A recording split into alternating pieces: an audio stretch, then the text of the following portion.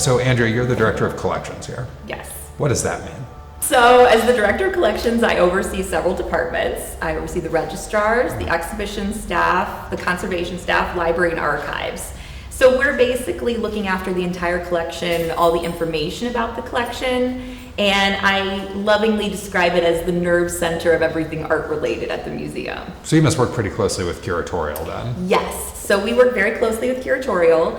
I like to describe it as the curators dream their dreams, and then we make those dreams come true for them. And I am certain that that means you are in constant contact with them all the time, because curators dream big. They do, and they dream often. So tell us some of the things that you're working on with the curators, but then also tell us some of the things that you're working on that people may not realize you have to do behind the scenes. Sure. So with the curators, we're working on a variety of things. So exhibitions, obviously, both the ones that are coming up in the immediate future, we're meeting with them regularly about those. But then also, what are we going to do further out? So what are their big ideas? And if they're really big, we're talking 5 years out to make those dreams come true. But we also talk to them about acquisitions. So new things coming into the collection, that's constantly happening. And occasionally we're also talking to them about deaccessioning. So when we remove objects from the collection, that's a process we work closely with them about. Things that people wouldn't think about that we are doing on a daily basis, a lot of things. So for instance, the conservation staff right now is outside. They're working on the sculpture garden. So every summer the sculptures have to get hot waxed, repainted, all these processes to make them look their best. And we do that over the summer, obviously because the weather's the best. The library is working away on oral histories. So we're contacting people related to the museum, whether friendly visitors, former staff, current staff, board members, to kind of get all of their memories recorded for history. So we can look back and see what was TMA like at this moment in time. There's a line, young people frequently have ideas that are right but not new, or new but not right. So I have been availing myself of these oral histories. They're so incredibly valuable. And Julie McMaster, with whom we've already spoken, has been doing those within the library context. So they're great. And just for people to realize that all rolls up to you as well. It's a big job. Sure. It's not as big as the director. Well, but yeah. The collections are the core of what makes the institution what they are. Yes. So it's a pretty big job. So tell me, what's the most challenging project you've worked on in your tenure as director of collections? Ooh, that's... Well, let me ask you a different way. Most logistically complicated. Logistically complicated. There's been a lot of logistically complicated. The first things that pop into mind are those really complex installations that come up to mind, whether it's an exhibition or some kind of weird artwork that's really difficult to install. So the complexity could be that the artwork is difficult, or it can be that the artwork is coming from a million different places. So for instance, Berlin Painter, that was a very difficult installation, not because the artworks were difficult. Greek vases are pretty standard, they're fragile, but they've made it this long, so they're likely to make it through an installation at TMA. But those came from all over the world, and they all shared casework together. So it was a lot of coordinating schedules. That means the couriers all had to be here at the same time. So getting schedules together from all over the globe so the right people are there at the right moment to watch their artworks go in and the case close. Things like that can be pretty difficult and require endless Excel spreadsheets to coordinate over and over. So what I just heard you say is that I make your life difficult. Absolutely. Got it. Yes. Good. So now, how long have you been at the institution, Andrea? So I came in 2006 as an intern. An intern in which department? I was an intern in curatorial. And what did you do when you first came here? What was the project that brought you here? So I came to work on an exhibition called Instaviano. I was just finishing up my master's thesis. It was a Roman wall painting show, and that was what I was doing my thesis on. So the stars aligned, and my thesis advisor knew the ancient art curator at the time and reached out, and so I got a 5-month internship to come help with the exhibition. And the rest is history? What happened after that? History. Because you didn't go straight into curatorial thereafter. No. So I saw what curatorial was, and I kind of started to realize it may not be the place for me, but there are all sorts of jobs at the museum that nobody knows about. If you ask anyone who works at a museum, what does everybody say when you say you work at a museum? Oh, you must be a curator or a docent. Those are the two jobs at museums that everybody's aware of. And I was kind of the same as an intern coming in. I didn't realize all the moving parts. And so then I actually transitioned into a different internship over in the registrar's office. And most people don't even know what is the registrar's office unless you think of your college experience and that's the office that you call to get your transcripts. And that's pretty much it. Well, it's like we keep the art transcripts. So all of the data on the art, we keep track of physically where it is at every moment, which is a big job when you have, 20, 25,000 things that you're tracking. And so I went over there, had 3 months over there, and then realized this is what I am meant to do. This really pairs well with my obsessive attention to detail and need to control everything. So the stars aligned, and then I ended up convincing my boss at the time to hire me. Luckily, no one more qualified applied during that period, and I wore her down over 3 months, and then the rest is history.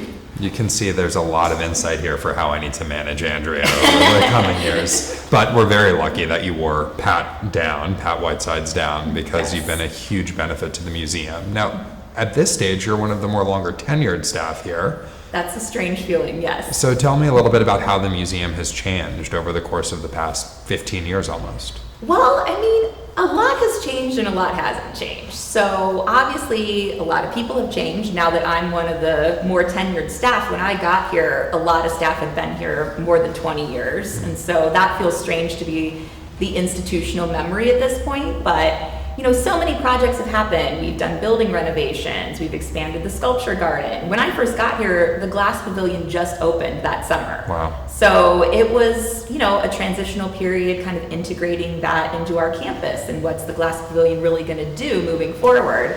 So many things have changed, but at the core, it hasn't changed. The staff is still all coming together the same way to get the projects done, whether it's just a different project. So, right.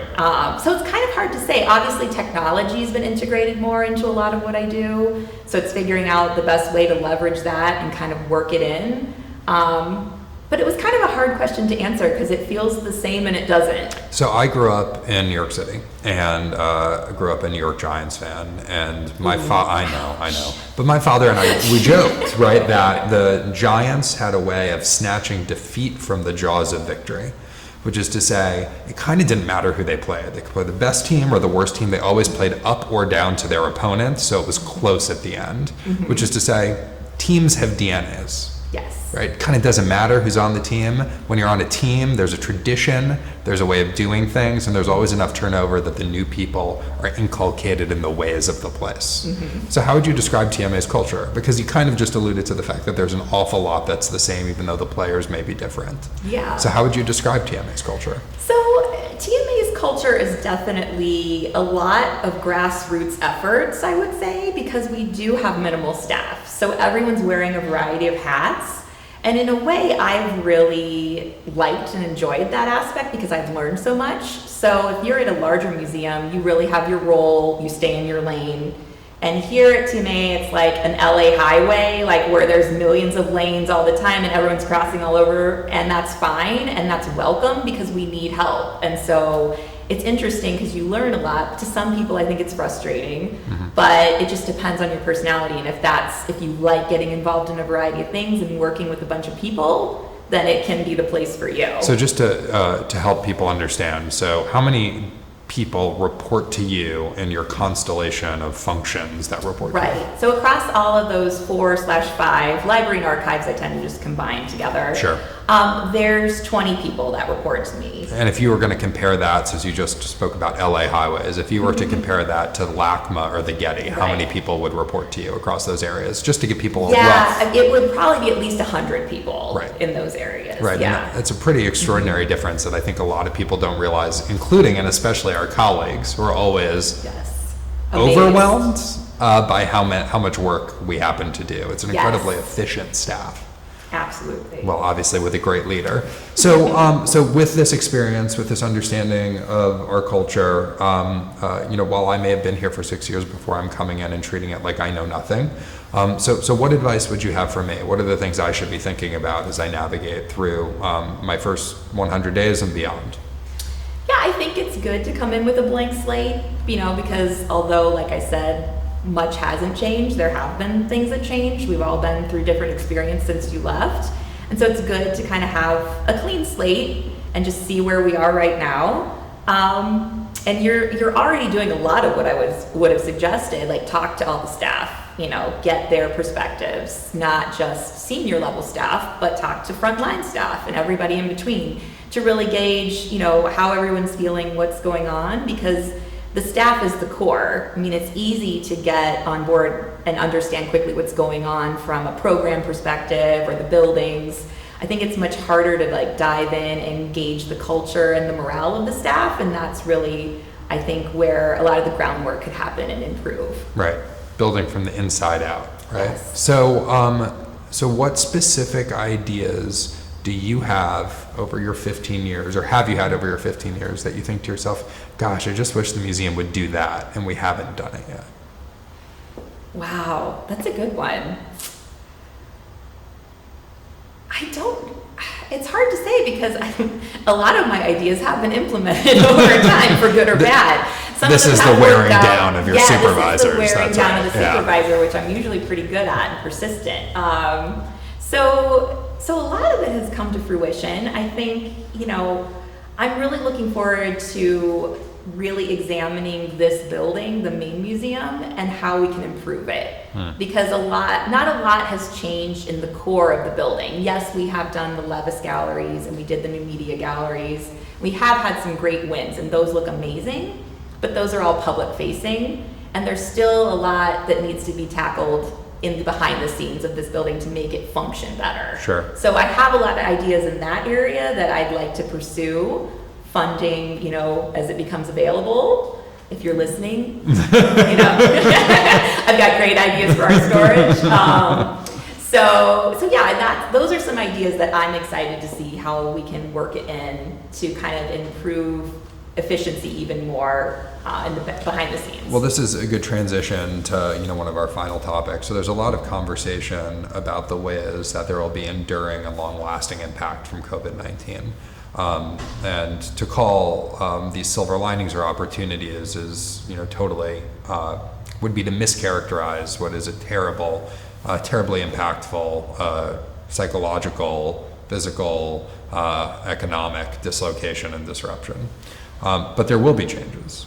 And one of those changes, which seems more and more likely, is the stickiness of people working from home. Absolutely. And if you think about that and the impacts on our space, it means that we may have different requirements for office space. We may need a smaller footprint. We will have to configure the offices differently, but we may have more latitude to think in just the way you described about flexing existing spaces into new functions. So this is all on my mind in general, but why don't you tell people about how coronavirus or how COVID-19 has impacted your work? Because given that you are this nerve center, presumably it was very complicated. It was and it wasn't. So I was honestly pretty impressed with how some of my staff transitioned to working at home. People that could do their job from home did a great job, but I obviously have staff too that they physically work in the building and they weren't able to work during that time period, and that was frustrating to them. And we got through it, and now everything's opening back up, and so I think everyone's feeling better in general to be able to contribute. But it really did push us to utilize technology in new ways. So I would say the museum was a little bit behind in that aspect, and so it was good. And to show that working from home can be productive and a good thing, depending on your position. So I think that helped push all of those efforts forward, which was great. I think generally, although it was difficult, and I was certainly having trouble navigating personal life and work life when they all combine and mesh together, which a lot of people were at the same time, but I think it really brought the group together as well, because our interactions meant more because they were happening less frequently. So we were having calls together and check-ins to see how everyone was doing. And, we really, I think, became kind of bonded over that experience, which was great. Yeah, I remember attending one of your team meetings and really just everyone sharing how they were doing. When 20 reports, that takes a full hour. But it was a really effective use of the hour because it created a real sense of community among the group. But what about on the sort of job task front? Can you share with people some of what you had to do during COVID? Presumably, right, there were disruptions to the museum model, Sure, right? So what sure. were some of the things you and your team had to do? Obviously the museum closed and most of the staff was sent home. There were still, though, some art movement happening that was already scheduled that had to happen. So people were coming in at weird hours to receive artwork as we normally would. And then we were also worried about things like security of the collection. That seems a little bit different when you're closed for extended period of time. We always had staff on site 24/7, just like we always do. But we had to think through that. And also things like bugs, which, maybe not everyone thinks about, but bugs can be really bad for art.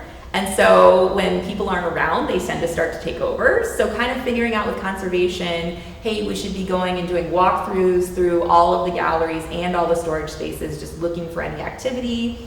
We do have bug traps, just checking those to see. So things like that were also in play, which normally we're here all the time, so we're already checking all those things. Right. But it kind of occurs to you like, oh wow, it's kind of like when you move into a house that's been empty for a while, you see lots of things that you normally wouldn't see. So we wanted to make sure that wasn't happening at the museum. Lots of conversation about how nature was reclaiming its place as man was self-quarantining Right. or self-isolating. The museum is no different. Right. I'm reminded of a story I'm sure I've shared with you from my first stint here when we had a sort of an eminent curator from the Met come and visit.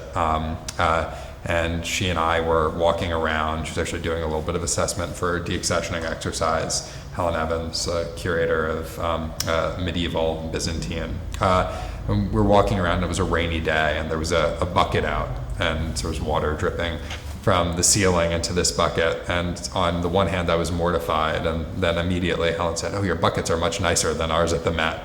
So there's a sense, right, that the gallery's envelope is impermeable, but it's just like any other building, right? Bugs can get in, water can get in. We need to make sure that we're maintaining these things. So what about the art that wasn't in the building?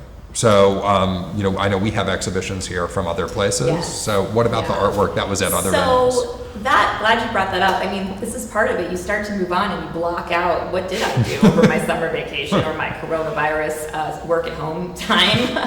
But yeah, that was really difficult for our outgoing loans staff. So we do have loans all over the world right now, as we do at any given moment. And they were scheduled to come back at different time periods, or they were scheduled to go out at different time periods, and all of that got blown out of the water. So it's been a full-time job kind of tracking where everybody is in their planning. All of the art stayed where it was. We weren't trying to navigate, trying to fly things and truck them from all over during this time period, but it was an ever-changing kaleidoscope of opening dates and closing dates and trying to make sure that those dates sync with other dates. And so it was difficult, and we were doing the exact same thing here. So we were starting to adjust all of our dates as well, because we have an entire exhibition that we hadn't even opened to the public, and so it's sitting here. It's not been unpacked. It's just waiting. And so obviously we've taken all the time, effort, and expense to market it and get it here. So we were trying to make sure we could open it. So we're trying to extend that. And so it was like a shell game, honestly, to keep track of everything and make sure it's all safe and accounted for and insured and all of these details that, most of the world I don't think was thinking about. No, they weren't. Look, the volume of work that your team undertook during this period is really remarkable, and we are now in really great shape, but it was a really heavy lift. So I'm going to add a different title to your, different responsibility to your set of responsibilities now. So you're also going to be a futurist for the moment. Okay. So I want you to tell me, one of the things that you're reading a lot about, we're all hearing a lot about, is the impact, long-range impact COVID is going to have on travel. And we can speculate about whether it's actually short range or long range, but certainly travel is very disrupted right now. Yes. So what's the impact to the work we do in sending artworks on loan and receiving artworks on loan and exhibitions? What do you think, personally, the impact of COVID is going to be on the work that you do? Yeah. So obviously not traveling with the artwork makes registrars uncomfortable. This is a long-standing custom that we send couriers with the artwork to oversee it. I kind of refer to couriers as art nannies. You know, you're making sure that your ward is getting from point A to point B without any harm.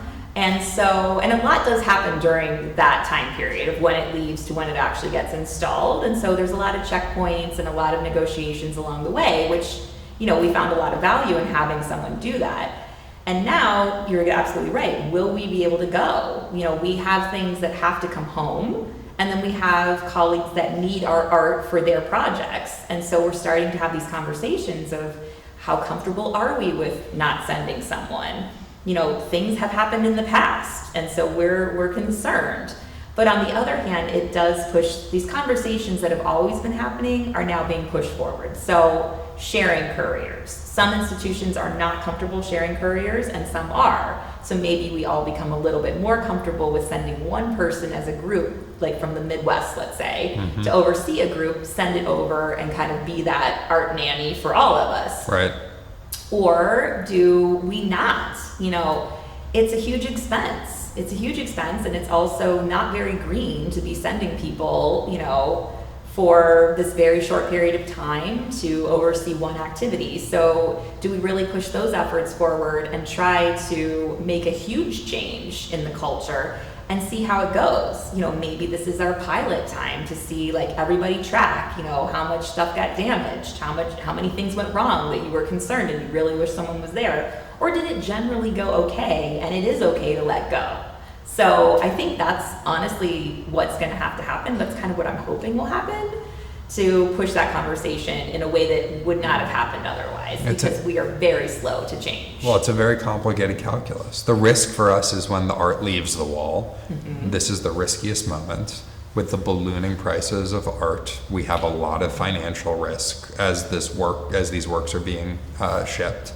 But then you also have to consider the nature of the damage. If there is damage, is it repairable, et cetera? What's the likelihood? So it's a very complicated question. But so you are more inclined to reforming the system, it sounds I am more inclined to reform the system from many perspectives, or to at least try it and see what happens. And I know from, you know, different webinars and other things we've been attending, the insurance industry is freaking out right now. They don't know what to do. They're trying to figure out, you know, all of their clauses about pandemics now and everything else. And so I think we're all scrambling to figure it out together, but I think it's time that we at least try for a change rather than sticking to what we've been doing for decades. That is exactly the type of thinking that I think we should be undertaking here, but it also is not surprising that it's coming from you, who has done a lot of work that has led your area of the field already. Whether it's drafting new collections management policy, we just had a very productive conversation at the Art Committee about some recent changes to policy from the Association of Art Museum Directors. I think it's important for the people watching to know that the Toledo Museum of Art really is known as one of the thought leaders in sort of the registration collection space, and a lot of it is due to you, Andrea. So it'll be interesting to see where we land on this. I'm sure the field will be looking to us as a bellwether.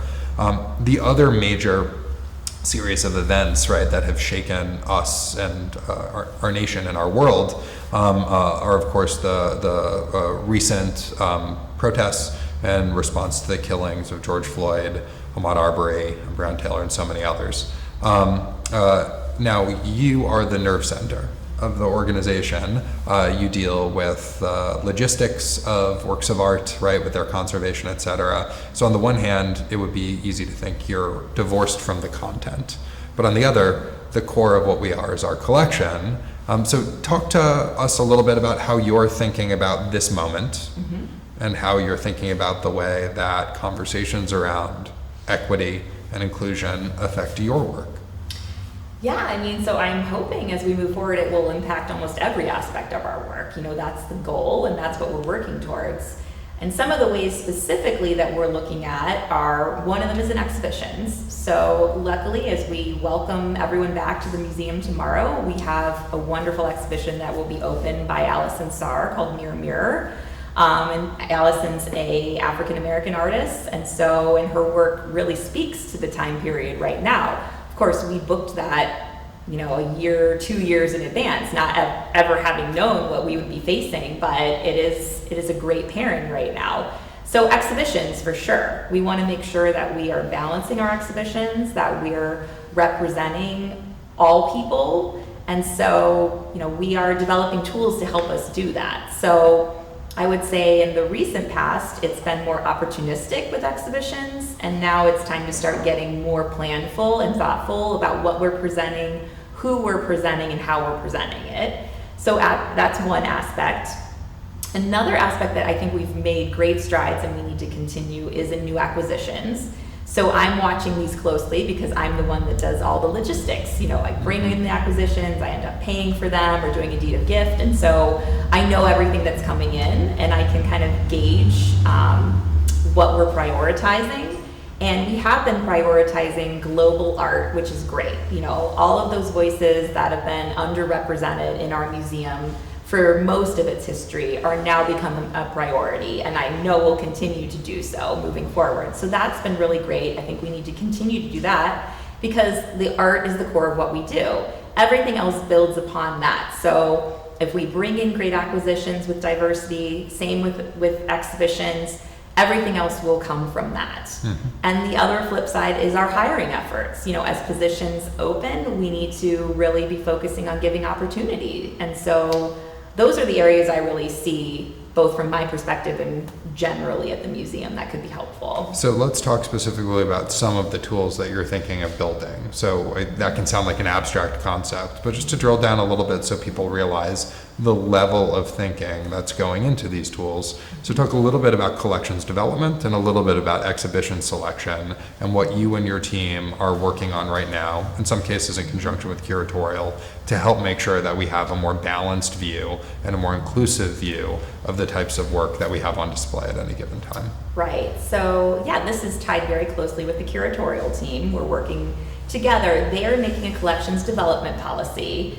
which will prioritize the types of works that we want to be focusing in on. And then any work that is coming up for a potential acquisition, we will vet against this policy to see, is this really a priority? Is it something we want to be bringing in? Because we're sharing the same values rather than, bringing in things that we find interesting or visually appealing. We're going to dig down a little bit further to make sure that we're focusing on the right things, which is great. And then as far as tools for exhibitions, my team has really started to develop some more concrete policies on how we will actually decide exhibitions. And one of those is a matrix. So this is a new tool that Lori Mott developed, our manager of exhibitions. And it really just has the basics, the geographical regions of the world and time periods, and then a few other factors sprinkled in. But really, you start to put the X's and you see, have we really just been focusing on modern contemporary, or have we really only been focusing on Western European? And you start to realize what you've been doing, what you have scheduled, and where you really need to be focusing and plugging in. So for instance, one area that we're extremely interested in pursuing a show in is Islamic art. We haven't had an Islamic art show, I think, since I've been here. And being here 14 years, that's a long time to have a whole area that hasn't been on display. We have very few works in our collection of that area. We have some great things, but very few. So it'd be great to bring that in and expose our population to those beautiful works from a different culture. Absolutely. It's in some ways it's a nod to Brian's tenure and the notion of visual literacy. You need to see it sometimes to be able to see the gaps. But it's amazing, right? They don't have to be sophisticated tools. They just need to be systematic tools. Yes. And it's really exciting to see the work that you're doing and to build process around equity and inclusion, to operationalize equity and inclusion. And certainly one of the things you've heard me say a few times, and it bears sort of repeating in this context, is that this institution has always collected selectively. Yes. That in addition to our sort of relatively diminished headcount relative to our peer institutions, we also have fewer objects. Still many more. There's still plenty. 30,000. Certainly enough to warrant sort of more curators, which is on the list of things we're going to be seeking to do. But 30,000 objects compared to say the million at the Metropolitan Museum of Art or thereabouts. we've always sought to have aesthetically significant, aesthetically superior examples. While we have a comprehensive collection, we've sought quality. And I do think there's this sense that quality is sort of a Victorian or Edwardian value, one that you associate with our marble facade, and certainly having certain class and historical implications. But there is another way of seeing quality, which is actually inherently inclusive, egalitarian, and democratic. That is non-discriminatory. If you can seek beauty without bias, and you can understand beauty in relativistic terms, understanding different systems or different cultures have different aesthetic systems, then there is an opportunity for this museum to broaden the scope of its collecting without diminishing its quality. And that transitions this effort from being something which is fundamentally tokenistic to something that is truly inclusive. The nature of sort of our institutional brand of discrimination is that we have not sought quality everywhere. We have only sought quality within the networks that were easily available to us. And we have a huge opportunity to loop this back to the conversation around archives. We have a huge opportunity because at its core, this institution has both always been focused on quality and has continued to evolve through its history and its understanding of its community. And huge strides were made at the tail end of Otto Whitman's tenure and Roger Mandel's in creating what eventually became the Committee on Cultural Diversity, and we have opportunities to continue to learn the lessons of the past, but build on that foundation to make sure we are more responsive. And the work you just described is the core of what we can do to make sure that the galleries upstairs and anywhere else we choose to put them are reflective of the interests of our community, but reflect them with and through the highest quality works of art. So before we wrap up, is there anything about this institution and about your time here that you feel like you want to share with the audience who's watching this right now, something that they don't know about the museum that you want to make sure that they do know? It's always a pleasure to share with people what my departments do, because I think a lot of people just picture the art and someone walking around dusting it, and that's pretty much it. And so whenever I get to share, what everyone's been doing, there's kind of this aha moment that there's a lot of people working behind the scenes every day to make sure everything looks its best, that everything is displayed very thoughtfully. And so yeah, I would just encourage you to maybe look at the museum with different eyes the next time you come. That of course you're focusing on the artwork, but think about what would it have taken to move that artwork. Boy, that lighting is really nice on this artwork, or that label is written beautifully. There's just so much more to it than just hanging something on the wall and walking away. So, I don't know, just kind of maybe broaden your viewpoint to think of us. We're going to call this Broaden Your Viewpoint with Andrea Gardner. There you All go. right, thanks, Andrea.